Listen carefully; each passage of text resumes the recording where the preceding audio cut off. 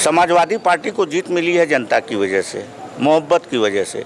जो ये चुनाव हुआ है इसने पूरे हिंदुस्तान को, पूरे देश को, पूरे इंडिया को संदेश देने का काम किया है। धर्म जाति का सारा गठबंधन टूट गया।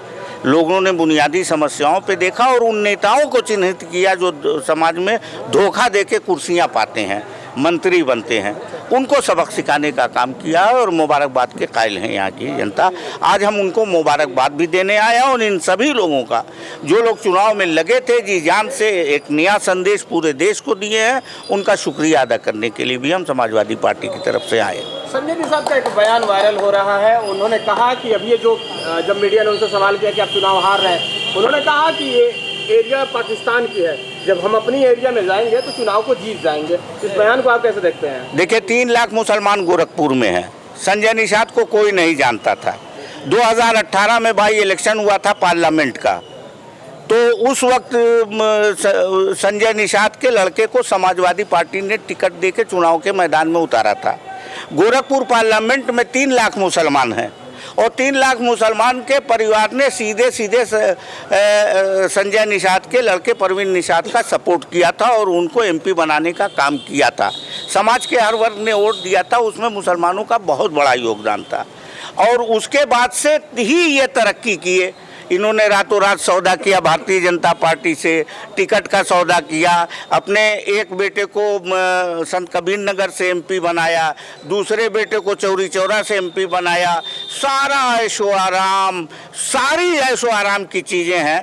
पहले तो वो उनके पास कुछ नहीं था, लेकिन आज सब कुछ है, जो हम समझते हैं कि घोसी के बहुत बड़े आदमी के पास भी नहीं होगी। तो ये सारी तरक्की उनको उन्हीं से मिली। अगर मुसलमान उनको सपोर्ट ना किए होता, ना वोट दिए होता, तो आज वो ये सौदा नहीं कर पाते। तो आज हम उनसे इतना ही कहना चाहेंगे आपके चैनल के माध्यम से, ये भी कहें कि गोरखपुर से जब पहली बार चुनाव लड़ा हमारा लड़का और पार्लियामेंट का मेंबर बना, उसमें मुसलमानों का बहुत बड़ा योगदान था। तो वो मुसलमान ना कहें, वो ये कहें पाकिस्तान का बहुत बड़ा योगदान था या पाकिस्तानियों का बहुत बड़ा योगदान। जैसे आते हैं बड़े बड़े बयान वीर आते हैं और समाज को तोड़ने वाली बात करते हैं, मंचों से बड़े बड़े भाषण दिए जाते हैं, क्या असर रहता है चुनाव के बाद जनता के बीच में? देखिए, घोसी की जनता मुबारकबाद के काबिल है। 1-2 मंत्री है, इतने मंत्री कभी गोरखपुर में हम आज तक देखा ही नहीं किसी चुनाव में। आज हो गया कम से कम 30 साल से ऊपर हो गया मुझको। 35 साल पहले से मैंने सियासत की शुरुआत की, इतना मंत्री नहीं देखा कि लोग समझने लगे मंत्री सड़क से जाता रहा, घोसी के लोग घर से दुआ करते रहे कि कोई एम्बुलेंस जा रही है, कोई मरीज गया होगा, भगवान उसको सही करे। मतलब लोग इतने मंत्री आए कि लोग एम्बुलेंस समझ के उसके लिए दुआ करते रहे। लेकिन जो हकीकत जो थी वो सामने थी। 40 स्टार प्रचारक आए, सैकड़ों विधायक और एमपी यहाँ आए प्रचार करने के लिए, 2-2 चीफ मिनिस्टर यहाँ आए जो कैंप करके प्रचार कर रहे थे। तो उसके बाद घोसी की जनता ने जो फैसला सुनाया है वो पूरे देश के लिए नसीहत आमेज है और पूरे देश को इससे फ़ायदा पहुँचा। इंडिया और एनडीए का जो अभी जंग छिड़ी है, इसको आप कैसे देखते हैं? देखिए, इंडिया तो बहुत मजबूत है।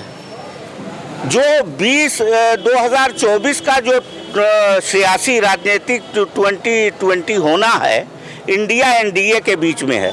एनडीए इतना कमज़ोर हो गया है कि 2024 के 2020 को बचाने के लिए वो G20 करने का काम मोदी जी को करना पड़ा है इस देश के अंदर। ये जो G20 देख रहे हैं, और एक पत्रकार ने, बहुत सीनियर दुनिया के बहुत बड़े पत्रकार ने बयान दिया है कि ये जो G20 भारत में, इंडिया में हो रहा है, ये वहाँ प्रधानमंत्री बनने के लिए ये G20 का कार्यक्रम रखा गया। इंडिया और इंडिया की बात चल रही है, तो अब इंडिया को बदल के भारत किया जाएगा, क्या असर पड़ेगा इससे? कोई फर्क नहीं पड़ेगा। क्या फर्क पड़ेगा बताइए? इंडिया कहाँ कहाँ बदलेंगे? रिजर्व बैंक ऑफ इंडिया बदलेंगे। अपने इतना नारा देते थे, skill India, top of India, Khelo India, कूदो इंडिया, यही देते थे। लोग थोड़ी देते थे, लोग तो रिजर्व बैंक ऑफ इंडिया, हर जगह जहाँ इंडिया लगा वो कहाँ कहाँ हटाएंगे, किसको किसको हटाएंगे? और अगर अंग्रेज़ों की बात करते हैं, सेंट्रल विस्टा को हटा देंगे, ये हटावें। इंग्लिश के वर्ड को हटाना है, इंडिया गेट का क्या करेंगे बताइए।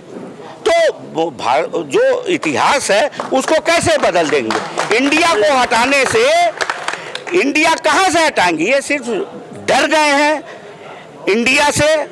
अब एनडीए पूरी तरह हादसा हुआ है। आप देख रहे हैं चैनलों का, गोदी मीडिया चैनल क्या कर रहा है। तो आप लोगों को हम मुबारकबाद देने आए हैं कि घोषी का जिस तरह से आप लोगों ने निष्पक्ष पत्रकारिता किया है, उससे भी सबक लेना चाहिए हिंदुस्तान के पत्रकारों को।